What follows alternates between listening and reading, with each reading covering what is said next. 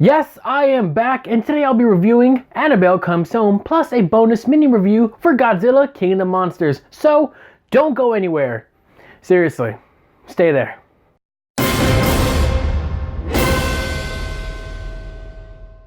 Hello everyone and welcome to Movies in a Nutshell, where we talk about movies in a quick way so you can get on with your day. I am your amazing, spectacular host, Detective Artemis, and no, I am not out there filming The Rise of Skywalker. I'm right here. That's not me. So before we go on, make sure you hit that thumbs up button, because I know it, you know it, Patrick Wilson's receding hairline knows it. You really want to like this, please? So, did you guys miss me?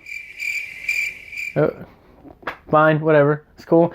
I didn't miss you either, a little bit. Today our movies are Annabelle Comes Home and Godzilla King of the Monsters. In this video, we'll be talking about spoilers, so if you haven't seen those movies yet, hit that watch other button on this video, go and watch the movies, and then come back in and join the discussion. Go! Or if you don't care about spoilers, sit back and let's talk. Directed by the writer of all the other Annabelle movies and both chapters of It, we get a movie that takes place after the first Annabelle, but before the first Conjuring. Literally, just moments apart. So a prequel, sequel, a pre-sequel. Our story here is about a teenager named Mary Ellen who is taking on the worst babysitting job. Yep, she has to babysit Ed and Lorraine Warren's child Judy. Not that she's a bad kid, but that's a pretty crazy house with some pretty fucking crazy cursed shit. So that's a nope for me. Then Mary's friend Daniela goes to their museum of cursed collections and literally touches everything and accidentally lets out Annabelle from her holy prison box. You dumb bitch. So all hell breaks loose. You know it, pun intended, as always. And the girl's gotta survive the night and put Annabelle back in the box before her parents come home.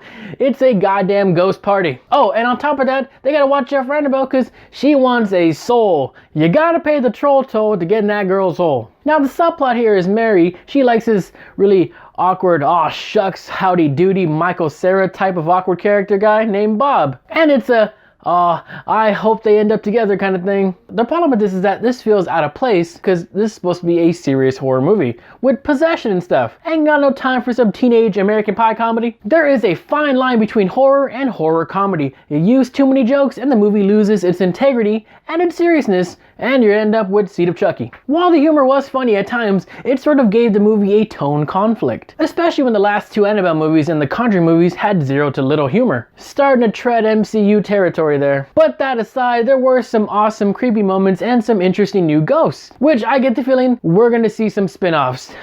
I see what you're doing there. I mean, that's cool, but then again, it's a little eye-rolling because now it's like, you want to make this movie, but then you're also kind of focusing on future spin-offs. You focus on the movie first, and then you plan from there. Don't put seeds there, because maybe not everyone wants to see the goddamn crazy bride ghost. But then again, the ferryman was pretty awesome. I would see a movie with him.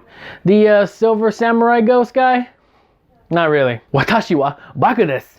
As you can expect, there were a bunch of jump scares and ghosts just standing in the background and then disappearing a second later. Nothing we haven't seen before in that aspect. Also, what was the point of that priest ghost following Judy around throughout the whole movie? I mean, sure, he eventually led her to where Annabelle was hiding, but he ultimately didn't do anything. Maybe the priest thought she was a boy. So with all these ghosts running amok in the house, I was thinking this would be a pretty rad maze at Warner Brothers or Universal. They need to capitalize on this because I am tired of the goddamn Walking Dead everywhere. I love how they couldn't leave the house because there was that hellhound that was waiting for them outside. Maybe Gozer should have hired him instead of Vince and Zool because after they banged, they were pretty much pointless.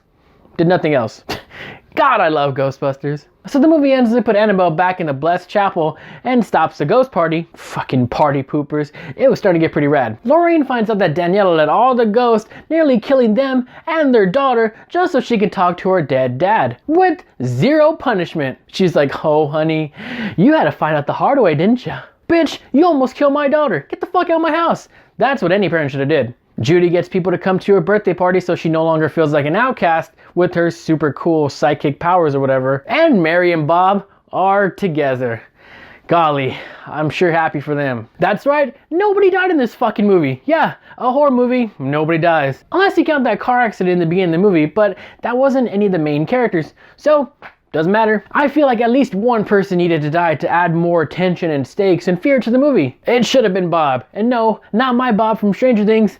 This Bob. That's right, they killed the wrong Bob. Now it's time to rate the movie, so let's take a look at the rating system. Starting with the best from the left. We have awesome must watch, damn fine movie, good dumb fun, watch it aboard, and avoid at all costs. To me, this film had a great atmosphere with some awesome visuals and even expanded on the universe by adding some new ghosts to it. But the unnecessary humor really dragged the movie down a lot. And for once, I wanted to see Annabelle move around and do shit, not just pop up in random places like, oh, I'm taking a dump, and there's Annabelle staring at me. Now, this movie wasn't bad, but I think Creations was better. So, I hereby declare Annabelle Comes Home good dumb fun. So what do you guys think of the movie? Vote in the poll above my head. Also, what's your favorite movie in the Controverse? Let me know in the comments down below, and don't forget to like, share, and subscribe to this amazing channel. I am Detective Artemis, and Bob's got balls. Oh, yeah, that's right, Godzilla.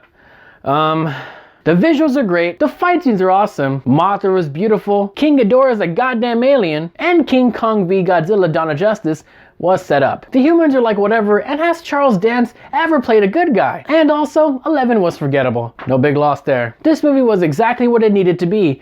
A badass kaiju movie. Nothing more, nothing less. And there's nothing wrong with that, because I enjoyed it. So I hereby declare Godzilla King of the Monsters also good dumb fun. So I kind of already did my sign-off line. Geez, how do I end this? Thanks for watching. Please subscribe to our channel. Follow me on Twitter at Detective Artie. Say your prayers. Or don't say your prayers. I am Detective Artemis. You know what? Can I just go? I really gotta take a shit, man. Please. I really gotta go. It's bad.